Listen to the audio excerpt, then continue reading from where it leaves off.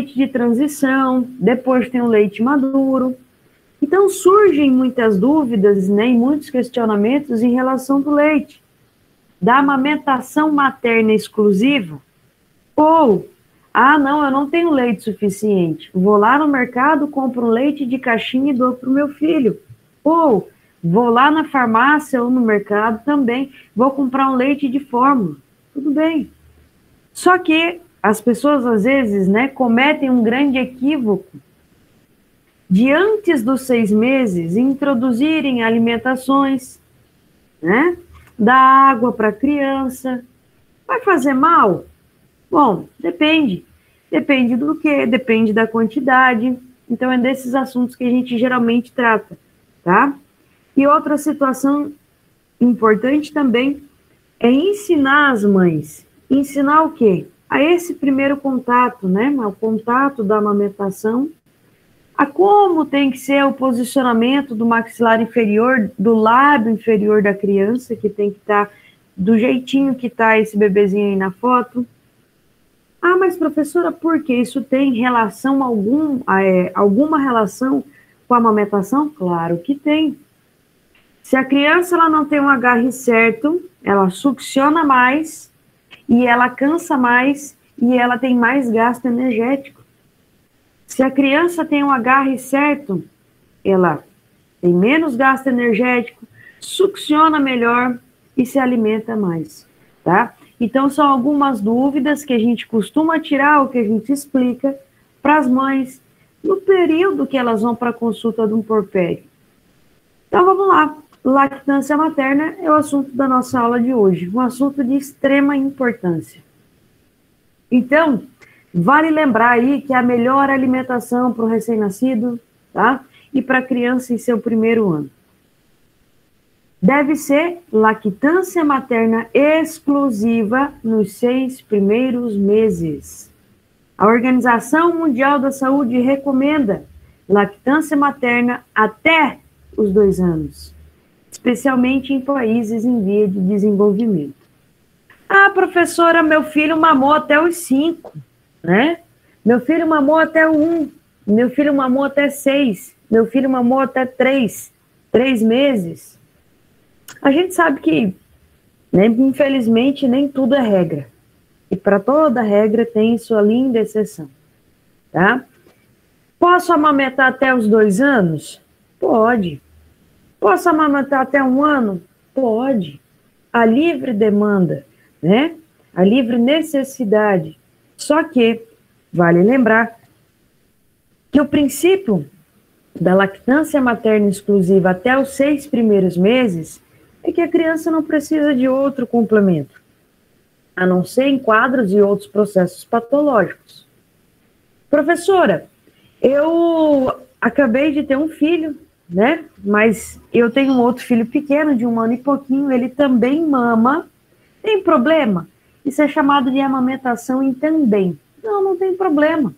Só que, pelo menos aos 7 primeiros dias, esse recém-nascido, ele necessita exclusivamente do seio só para ele. Mas por quê? Pelo colostro. O filho mais velho, ele não tem essa necessidade. Ele já passou por essa fase. Terminado esses primeiros dias, né, o início dos primeiros dias, tá, a primeira semana, o filho mais velho pode voltar a amamentar de forma tranquila, sem problema algum. Saiu uma declaração sobre lactância materna da Organização Mundial da Saúde, Unicef, de 1979, dizendo que a lactância forma parte integrante do processo reprodutivo e é a forma ideal e natural de alimentar ao lactante. Constitui uma base biológica e psicológica única para o desenvolvimento de uma criança. Então, é sim importante, temos sim que comentar, temos sim que ensinar. Quando inicia a lactância? Imediatamente. Imediatamente, logo o quê? Logo após o parto, tá? Sempre, nas primeiras horas, no primeiro contato, já deve começar o estímulo para para esse processo, né, que é o processo de lactância. Então, tanto a mãe quanto a criança, eles estão preparados para iniciar a lactância. Existe sim umas pedras nesse caminho para algumas mães, tá? E existe também uma dificuldade maior para algumas crianças, alguns lactantes menores. E aí nós observamos e ajudamos no que é possível, ou tentamos achar pelo menos o erro, tá? Então, desde que quando essa criança nasce, ela já está prontamente preparada para ir diretamente ao peito, ok? Ah, professora, meu filho, ele era muito preguiçosinho, né? Ele não gostava muito de mamar, ele era só dormia. Tem crianças que elas nascem sim, né? Um pouco mais, a gente fala, preguiçosinhas, né? Um pouco mais descansadas. E a gente estimula. A gente faz uma massagem na bochechinha, estimulando. Só que tem um outro porém. Mais para frente eu vou falar para vocês, em outra aula, em relação à atenção ao recém-nascido. E algumas crianças passam por um processo, um quadro patológico chamado, né, de crise hipoglicêmica. Então, assim, glicemia baixou, né, a tendência cada vez mais é ficar apático, a tendência cada vez mais é não ter reação. Então, também a gente tem que cuidar um pouquinho desse lado, tá? Por isso que o estímulo e o acompanhamento é muito importante. Opa? Falando? Aquele bicho tá louco? Ó, o que a gente fala de lactância materna à demanda, tá? Todo mundo diz assim, não, eu acordo de 3 em 3 horas e boto meu filho para mamar. Não, eu não acordo de 3 em 3 horas, ele mama 3 vezes, 4, 5, e eu já sei que esse é o prazo, cada um tem um reloginho biológico, né?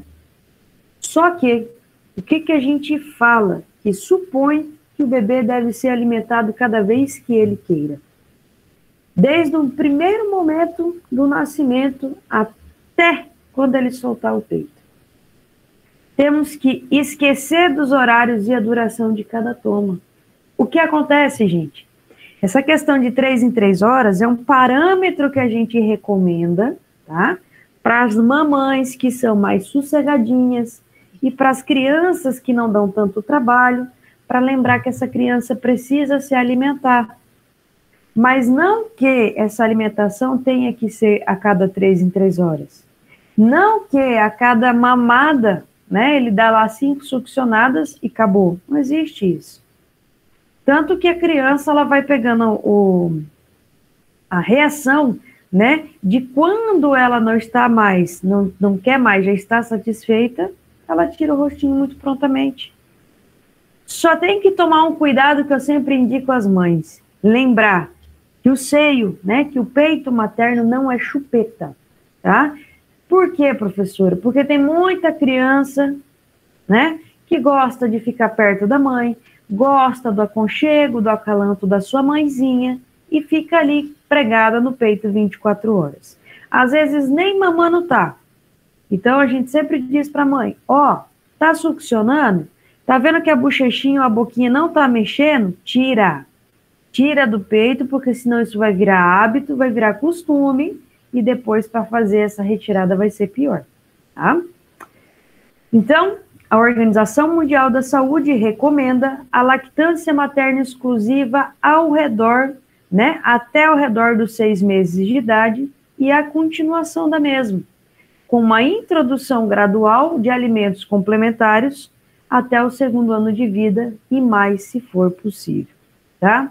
Então, gente, essa questão de falar assim, eu acho que só até tal dia, só até tal idade. Não, isso fica a critério de cada mãe, tá?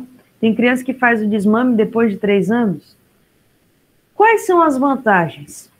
Primeira coisa, para a mãe, é a recuperação física do pós-parto, tá? Separação dos embaraços. Aí a gente tem que tomar um cuidadinho de quando falamos lá em planificação da famosa questão da mela, né? Menor probabilidade de câncer mamário e ovárico e de osteoporose em idades futuras.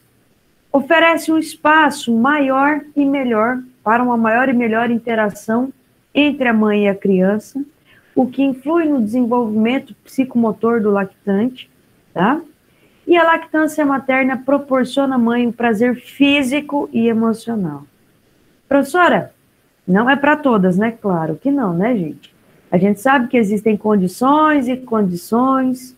As mães que, pelo curso, né, dessa lactância, podem desenvolver qualquer patologia no seio, né? Um abscesso, uma mastite, ou pezones que são agrietados, dentre outros, pode não ser tão prazeroso, tá? Mas é por isso que nós estamos sempre de olho. Vantagens para o lactante? Claro que tem, né? Ele é o que mais tem. Superioridade nutricional, ausência de agressão físico, química e antigênica, apoio imunológico específico e inespecífico, apoio ao crescimento e desenvolvimento do tubo digestivo e prevenção de morbimortalidade. Vale lembrar, né, como a gente citou, um apoio imunológico específico e inespecífico, que a nossa questão da lactância materna tem que ser muito enfatizada. Por quê? Porque a gente protege o bebê contra todo e qualquer tipo de infecção. Às vezes, nem sempre, né, a gente consegue frear esse processo infeccioso, mas na grande maioria das vezes nos ajuda, facilita o nosso trabalho, porque tem como prevenir diarreia, infecções do trato respiratório, principalmente, otites, tá? E isso as mães não têm ciência às vezes, não sabem, e cabe a gente explicar, tá? Vocês vão sempre ver eu falar assim, as pessoas... Ó, viu? Não estou fazendo nada, isso aí é a loucura do próprio computador, entendeu? Para vocês verem que a professora não está mentindo nessa loucura, beleza? E um outro detalhe, uma outra coisa importante, esclarecer o mecanismo de produção de leite. Por quê? Às vezes, elas têm a dúvida, mas elas ficam meio receiosas de perguntar, né? Como é que funciona essa produção de leite? É interessante. Por que dizem que quanto mais a criança succiona, mais produz o leite? E aí vocês vão explicar para ela que quando o bebê succiona, envia imediatamente uma mensagem lá no cérebro. Lá mesmo no cérebro, essa mensagem é estimulada, né? Ou ela estimula a liberação de 2 hormônios que são importantes. Principalmente, né? Que vão fazer o quê? Um hormônio que vai estimular a produção do leite em si e o outro hormônio que vai favorecer a saída desse leite. Então, a produção de leite sempre vai ser adequada, né? E melhor cada vez que essa criança succione com frequência. Isso não é mito, isso é fato, tá? Quanto mais estímulo, maior vai ser a produção. Existem alguns casos específicos que a criança pode estimular o que foi e a produção de leite não aumenta. Aí a gente auxilia a paciente, né? Às vezes a gente faz até uma complementação hormonal para ver se melhora essa produção de leite. Mas são casos mais específicos. Bom, o leite materno também varia muito. Varia sempre de uma mulher a outra, tá? Varia em quê, professor? Em relação ao conteúdo nutricional e também, né, a gente diz que tem variações na etapa da lactância. Como eu digo, colostro, um leite de transição e depois um leite maduro. Existe, né, aquela questão assim das pessoas falarem, mas qual é a composição do leite, né? O que o leite tem? O leite materno, ele é composto de várias proteínas, de nitrogênio não proteico, de lipídios, de minerais e íons, vitaminas hidrossolúveis, células, carboidratos, né? vitaminas hidrossolúveis, minerais, íons e minerais traz. Professora, tem tudo isso? Tem tudo isso sim. Cada um em sua proporção, em sua quantidade, mas tem. Quando a gente vai explicar esse processo dessa formação e dessa composição, é muito importante a gente evidenciar o colostro, tá? Por que, professor, evidenciar o colostro? Porque a gente diz que é a primeira vacina, né? A primeira não, a segunda, que é a primeira injeçãozinha que eles recebem lá dentro da sala de parto. A primeira, por quê? Porque o colostro, ele é aquele leite de início, está presente nos 5 a 7 dias do pós-parto, tá? Em algumas 5 e outras 7. O colostro é aquele que apresenta uma maior quantidade de proteínas e uma menor quantidade de lactose. Lactose e gordura, tá? E aí, mesmo sem tanta quantidade de lactose e gordura, dá um aporte energético, tá? Só que é um aporte energético menor comparado com leite maduro, que a gente vai ver um pouco mais para frente. É uma secreção amarelenta, por quê? Porque tem um alto conteúdo de caroteno. O que acontece? Crianças que nascem, choram muito, né? Que são muito ativas. A gente sempre diz para a mãe, olha, mãezinha, quanto mais você puder acalmar o seu bebê, melhor. Por quê? Porque o gasto energético no início, o recém-nascido, ele perde muita caloria. Então, a gente tem que conservar essa caloria, tá? O nosso colostro, né? A gente diz que uma boa parte das proteínas que estão presentes no colostro são as imunoglobulinas, né? Destaque a lactoferrina. E lactoferrina é muito importante também porque favorece o fator de crescimento de lactobacilos, principalmente lactobacilos bífidos, que são os lactobacilos que vão auxiliar essa flora, tá? A flora intestinal desse nosso recém-nascido.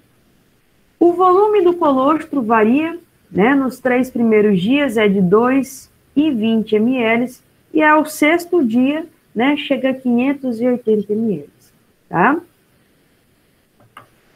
O leite de transição é o leite que produz do 7º ao 10º dia, né? Sofre modificações progressivas, claro, até chegar na característica de um leite maduro. Só que nesse leite de transição, o que nós já temos? Nós já temos um incremento da lactose, tá? Nós já temos uma diminuição maior de gordura e proteínas, e o volume é alcançado de forma específica ao 15º dia. Aonde essa quantidade pode chegar a 660 ml ao dia. Isso, professor, a gente precisa passar para as mães? Não. Não precisamos passar o 10º dia, o 15º dia e é composto disso. A gente só precisa dizer, olha, existem 3 fases importantes. Colostro, leite de transição e leite maduro, tá? Se vocês quiserem implementar a fala e dizer os dias de cada um, não tem problema. Mas aqui a gente tem que destacar que a partir do 15º dia, né, e pode continuar, nós temos aí que não acontece reporte, ou seja, de perca de suas propriedades nutrimentais. Esse leite já não tem mais o que perder. Mas o leite maduro é constituído de proteína, é constituído de gordura, é constituído de cálcio, de zinco, tá? Só que isso tem um descenso a partir do terceiro mês. E se estabiliza do 9º, né, de 9 a 12 meses. Alguns, né, hidratos, alguns substratos, alguns solutos, eles sempre vão estar lá mantendo estável, tá? Sódio, o potássio.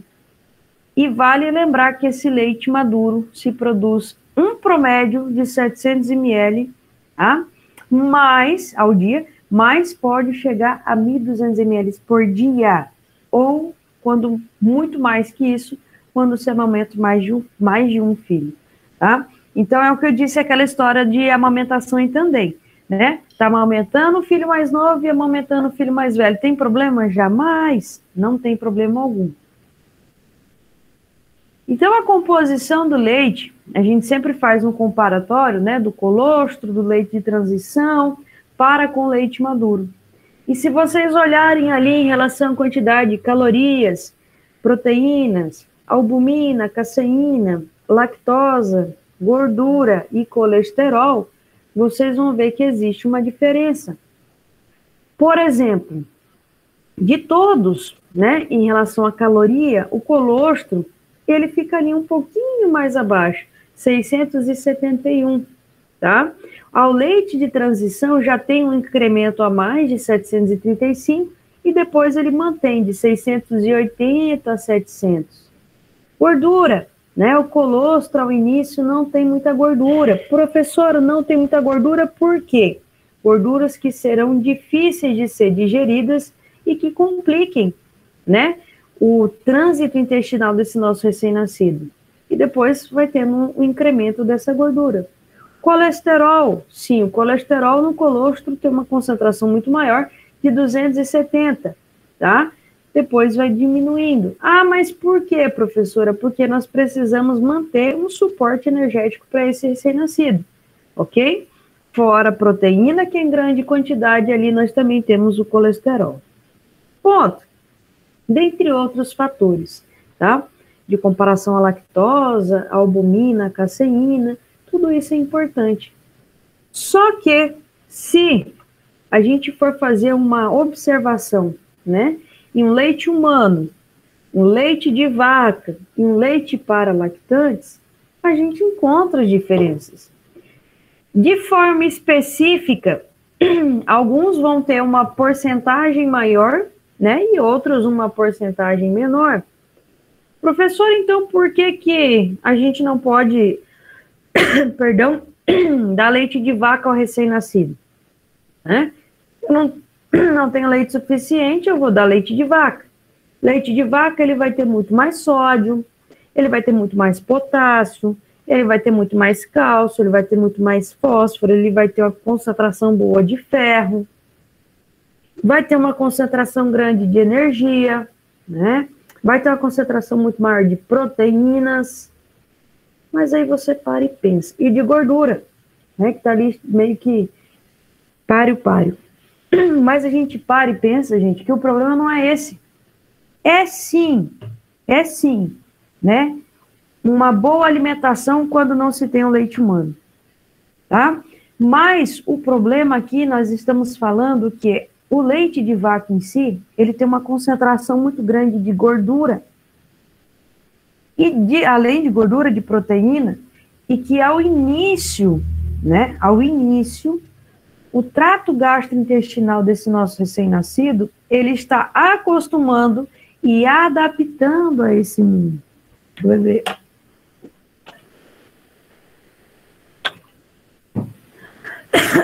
Falei demais ontem, tô falando demais hoje, então assim, tem hora some minha voz, ó. Eita, sexta boa. Então, meus filhos, não é que é completamente proibido, você vai dizer aquele pai, aquela mãe que não pode. Não, não é isso. Não é recomendado, tá? Mas, se puder evitar até esses 6 primeiros meses, melhor. Se não puder, tudo bem. Mas aí a gente vai ter que ver se não vai ter alteração, né, do hábito intestinal, entre constipação e diarreia. Se esse recém-nascido ou se esse lactante menor, ele não vai passar por muitos quadros, né, de flatulências, né, possivelmente que vai levar a várias cólicas, vai aumentar a motilidade. Então, assim, são outras condições. E o leite de fórmula, né? O leite de fórmula a gente tem um problema sério, porque até adaptar ao melhor leite de fórmula, né, as crianças sofrem um pouco.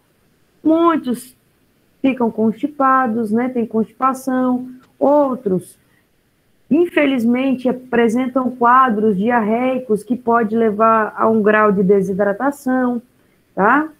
Outros têm sensibilidade ao leite, passa a desenvolver um quadro alérgico, então tem uma série de detalhezinhos importantes. Mais uma coisa que eu gosto sempre de explicar aos meus alunos em relação ao hidrato de carbono, principalmente a lactose.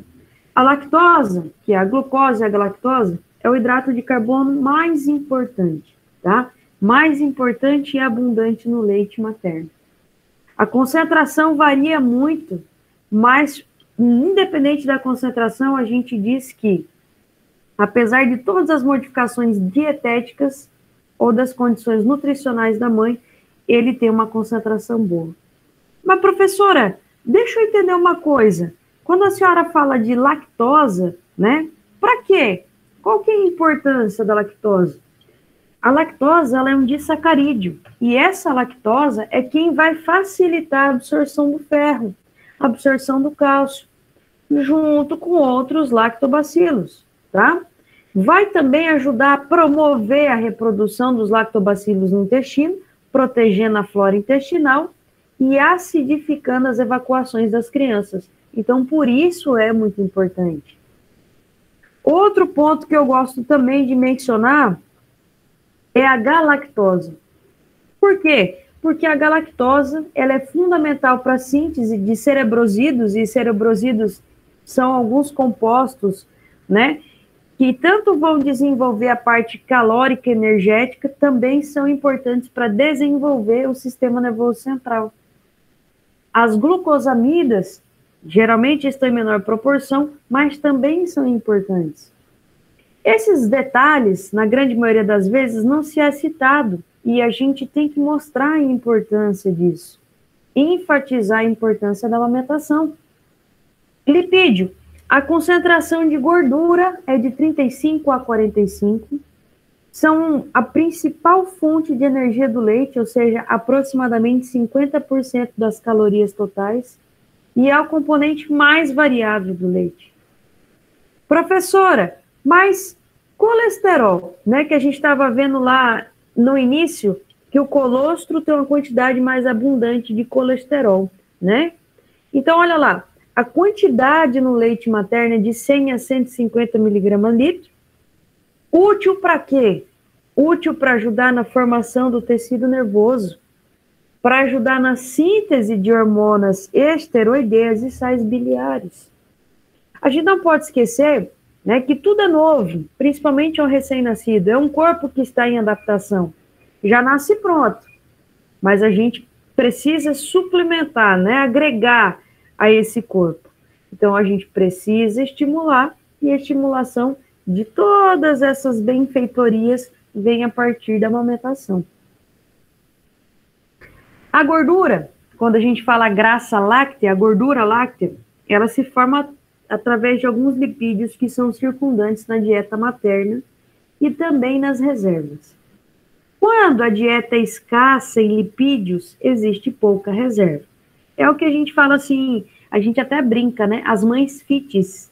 Né? Como assim, professora? Não, porque tem mães que são bem rigorosas na questão da dieta e levam uma alimentação bem mais regrada. E aí não é que essa criança vai ter, né, uma deficiência, mas essa quantidade dessa gordura que é contida no leite vai diminuir, tá?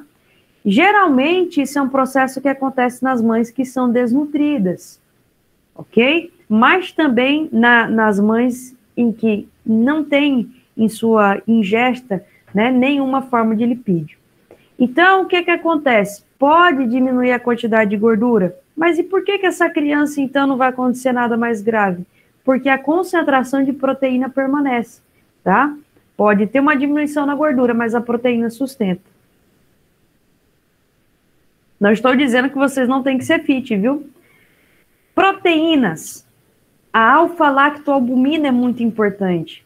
A alta quantidade nutrícia, ou alta qualidade nutrícia, que ademais também vai ajudar na síntese de lactose, mas vale lembrar que a alfa-lactoalbumina, ela é muito mais fácil de digerir e favorece um esvaziamento gástrico mais rápido. É justo a alfa-lactoalbumina que as crianças conseguem mamar de tempo em tempo. Por quê? Porque ela ajuda ao processo de esvaziamento gástrico, né? A criança, quando ela vai desenvolver no estômago, o estômago é pequenininho, e depois ele vai aumentando gradualmente, Então, para que isso aconteça, a gente precisa da alfa-lactoalbumina.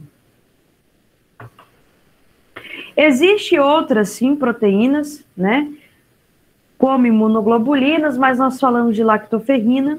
Lactoferrina é importante, com certeza, porque tem uma atividade antimicrobiana, tá? Mediante a privação de ferro livre que necessitam os micróbios para crescer, né? Por isso que é considerado um componente da imunidade inata, ok? Aminoácidos livres, ureia, nucleotídeos, nitrogênio não proteico, né? Presente só no leite materno, e isso é importante. Uma das coisas que não tem no leite de vaca, que não tem no leite de fórmula, que não tem no leite de soja, não tem, é o nitrogênio não proteico, tá? Que só está presente no leite materno e permite ao organismo do bebê construir seus próprios aminoácidos a partir dele. Professora, se não tem outros leites, como é que ocorre esse processo, né? É o nitrogênio não proteico, mas formulado, tá? Que é diferente do que é o natural. Bom, imunoglobulinas, a gente diz que são proteínas sem valor nutricional, mas nem precisa, porque elas funcionam como protetores contra infecções, né? Impedindo com que os micro-organismos tentem invadir a mucosa intestinal das crianças que são alimentadas ao peito. IgA, nós temos que se encontra em maior concentração no leite materno, é resistente à pepsina, à acidez gástrica e às enzimas proteolíticas pancreáticas, interfere, né, com a adesividade das bactérias às células epiteliais da mucosa intestinal, por isso é importante, tá? Quando a gente diz assim, é a primeira vacina do recém-nascido, o colostro, na realidade não é a primeira, é a segunda, é importante por esses fatores, tá? Vitaminas também está presente, com certeza. A, C, E, B1, B2, B6 e B12, tá? Professora, por que a vitamina K está em menor concentração? Por que a vitamina D está em menor concentração? A vitamina K, existe, né, uma deficiência ao recém-nascido, mas essa deficiência logo já é compensada, né? Compensada pela produção da própria flora intestinal, e a gente faz, quando a criança nasce, isso a gente vai ver numa próxima aula, a gente já faz vitamina K, né? Aplicação parenteral ao nascer. Na coxinha esquerda, a gente pega lá, vitamina K neles. Por isso, o cordão tem que esperar o cordão parar de latir, para poder cortar, tá? Tem todo um processinho aí muito importante, justamente pela vitamina K. Vitamina D, né? Recomenda com que a criança seja exposta diariamente ao sol. Tomem cuidado quando vocês vão falar isso aí. Por quê? Porque às vezes alguns pais se esquecem que a pele das crianças são sensíveis. Alguns pais inconsequentes, né? Ou sei lá o que pensam da vida, bota a criança no sol de 10 horas da manhã, 11 horas. A médica diz que tomar sol é bom, é importante. Não passa um protetor, não bota um chapeuzinho na cabeça. Aí a criança chega um pouquinho à noite lá no hospital, com diarreia, com vômito, um grau de desidratação. Você olha aquela criança, né, completamente avermelhada, e você pergunta, mas o que aconteceu? Ah, não, é que a gente estava lá brincando na piscina, né? E uma criança de 3 meses brincando na piscina. Estava ali aproveitando o momento. Dá vontade de torcer, tá? E aí a gente tem que repor uma volemia nessa criança, porque recém-nascido, lactantes menores, eles desidratam muito rápido, tá? Então são coisas que tem que tomar um pouquinho de cuidado.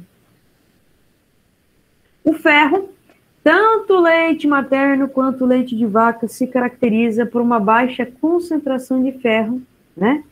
Então, o leite materno se absorve até 50% devido à lactoferrina e o leite de vaca absorve só os 10%. Não estou aqui questionando ninguém que tomou leite de vaca, tá? Porque eu também fui uma dessas que eu tomei leite de vaca. Não, porque olha, quando você diz assim no consultório, não pode tomar leite de vaca, e se tem uma avó do lado, ou uma tia, ou alguém mais velho, é a mesma coisa que você chamar para briga. Então, cuidado, tá? Vale lembrar, gente, a importância da postura da mãe para amamentar. Seja de forma clássica, que ela fique mais confortável, seja a posição de rugby, que é a posição de baixo do braço, né? Seja cruzado, seja tumbada, isso varia muito, tá? Só que a gente sempre fala assim, que a boa posição é aquela que a mãe, principalmente a mãe, e a criança estão confortáveis. Vale lembrar que amamentar não dói, tá? E deve ser algo prazeroso para ambos. Ah, professora, dói sim. Claro, né, gente? Ao início tudo é novo, tudo é uma sensação nova, está estimulando uma zona de alta sensibilidade. Então, umas têm mais dor, outras têm menos dor, tá? Mas com o passar das mamadas, dos dias, essa tendência dessa dor é diminuir, ok? A não ser que esteja um quadro, um processo patológico envolvendo aí. Então, a importância da postura, né, a gente sempre recomenda para que fique com os ombros relaxados, tá? Sempre lembrar que vocês têm que trazer o bebê e não vocês irem até o bebê, certo? E a criança deve ser colocada aí, muitas fazem o erro de amamentar só de um lado. Por quê? Por questão de postura, né? E de comodidade. E aí só estimula a mama direita, a mama esquerda não. E aí ela fala assim, mas é porque só sai leite desse lado. E ele só gosta de mamar desse lado. Claro, né? Se ali ele está estimulando o tempo todo, com certeza só vai sair daquele lado. Então, o que é recomendado? A cada amamentação, trocar a mama, né? Primeiro em uma, depois em outra, e vai intercalando. Vale também, gente, vocês ensinarem a posição do agarre da criança. Se olhar essas duas fotos, ali tá boa e a outra tá ruim. Por que, professora, que uma tá boa e a outra tá ruim, né? O que a gente tem de errado? Olha, prestem bem atenção aqui. Como é que tá o posicionamento da boca desse bebê? E prestem bem atenção aqui. Aqui o lábio inferior,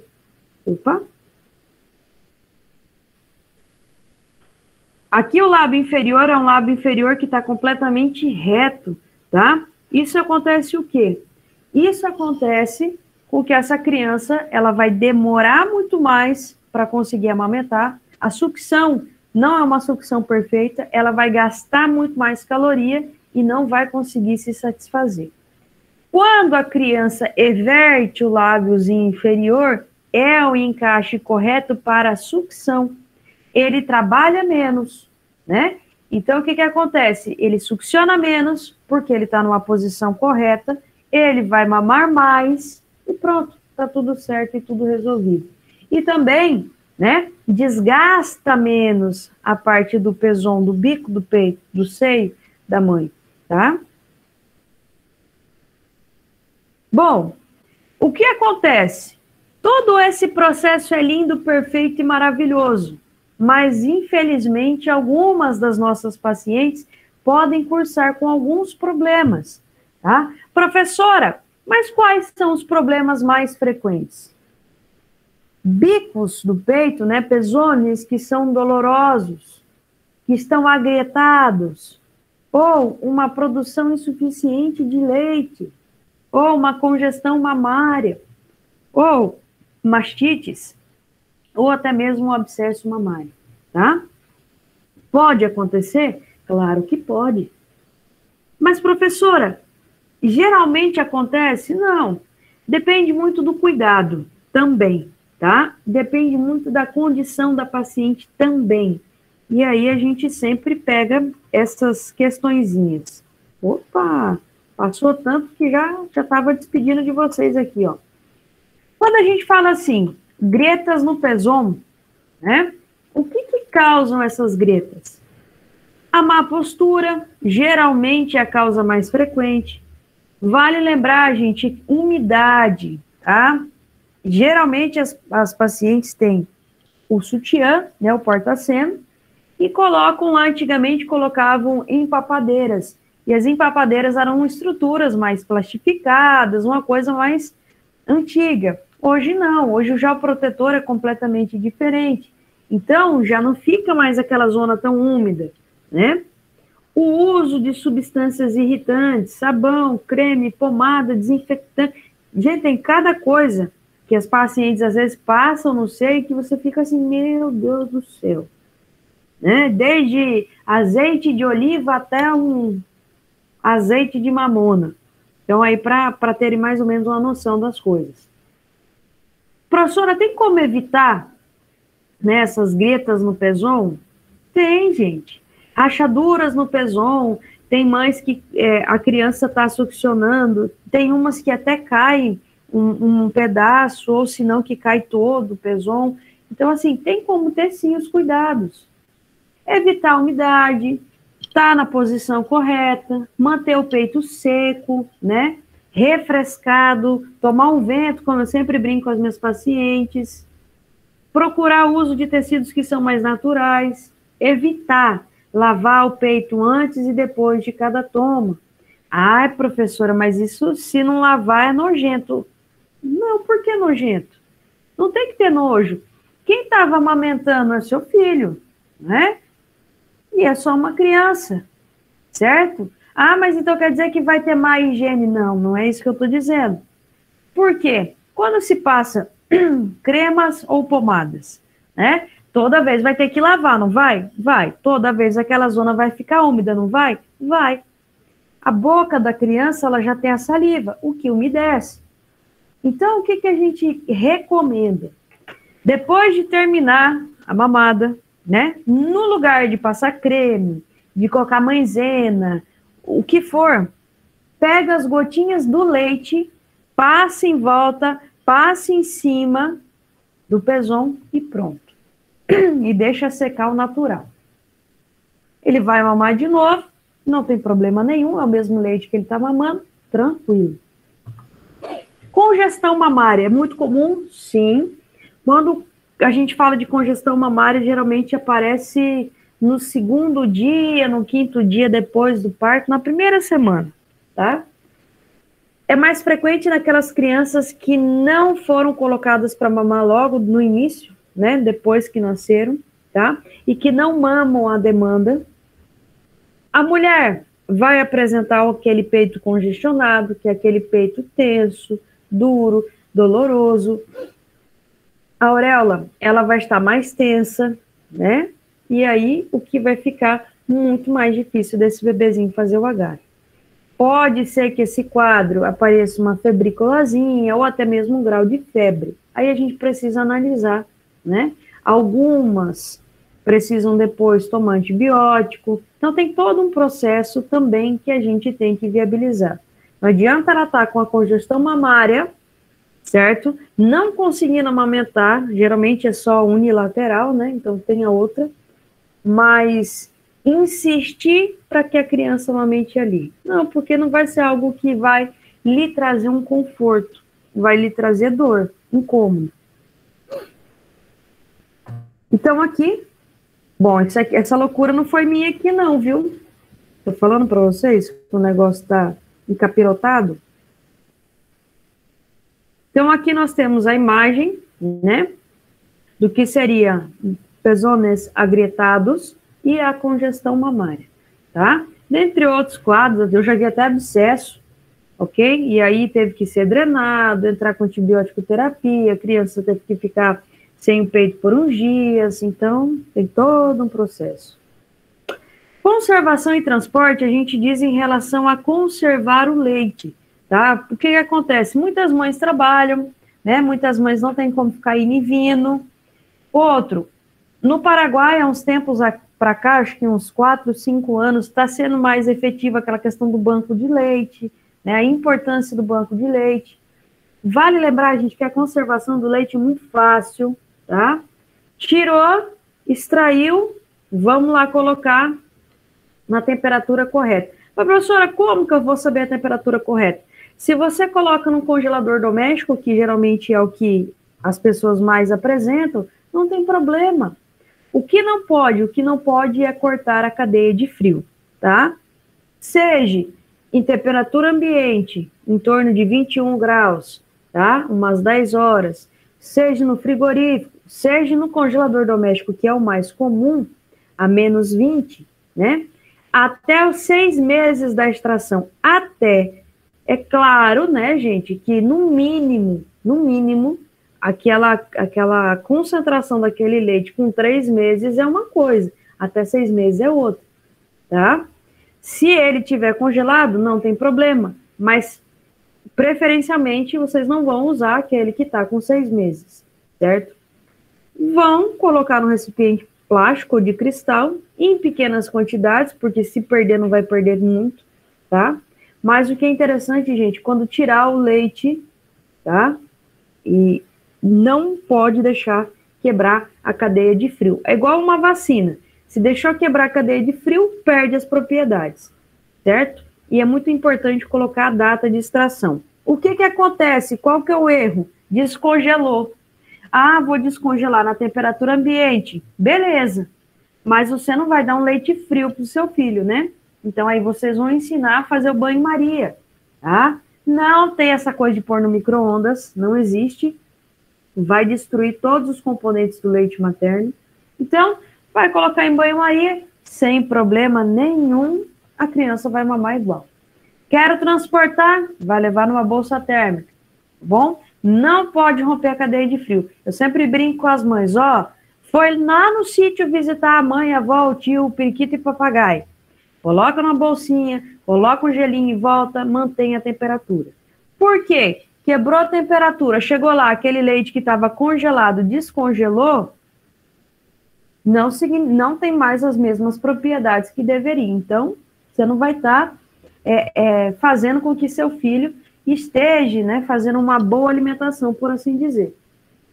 Existem contraindicações de lactância? Existem, tá? São poucas situações, mas existem. Tanto para o vírus do SIDA, como o vírus da leucemia humana de células T tipo 1, o famoso HTLV1, tá? Se transmite através do leite materno e contraindica a alimentação ao peito. A lactância materna está contraindicada nas crianças afetadas por galactosêmia. Galactosêmia é uma enfermidade que dá devido à concentração do açúcar no leite, tá? E acaba que essa criança tem uma série de transtornos. Crianças que são afetadas por galactosemia, geralmente são crianças que vão ter que fazer utilização de leite de soja, tá? Mas esse é um quadro patológico que a gente vai comentar um pouquinho mais para frente. Fenilcetonúria também vamos falar, e outros erros congênitos do metabolismo dos aminoácidos, também não é recomendado. E a lactância materna não está, eu digo não está, e encho a minha boca para falar, porque era uma concepção muito errada que todo mundo tinha antigamente. A lactância materna não está contraindicada nos filhos de mãe com hepatite B nem A. Tampouco está contraindicada nos filhos de mãe com hepatite C, tá? Nem nos lactantes sanos nascidos a términos de mães portadoras de citomegalovírus. Não é contraindicação. Olha que bonitinho. Essa é a imagem que eu deixo para vocês de uma excelente sexta-feira, meus filhos. O computador meio que pipocou hoje na loucura dele, mas tá tudo certo. Meus amores, alguma dúvida?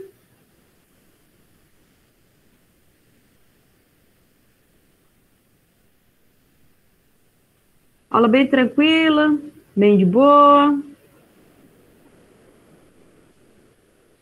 Sim, é uma aula, eu gosto muito de falar sobre a amamentação, tá? Porque na grande maioria das vezes, não é um assunto muito esclarecido. E a gente precisa, assim, esclarecer as nossas pacientes. Eu estou estudando para o Revalida, a prova vai ser em setembro, né, ao que tudo indica. E um dos comentários, né, maior para tudo, é em relação à lactância materna.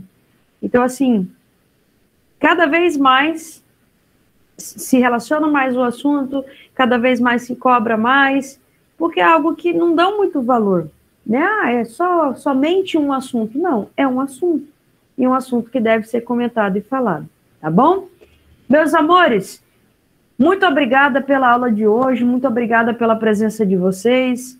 Que vocês tenham um excelente final de semana, tá? Passem muito bem na santa paz de Deus, se Deus quiser. E até semana que vem.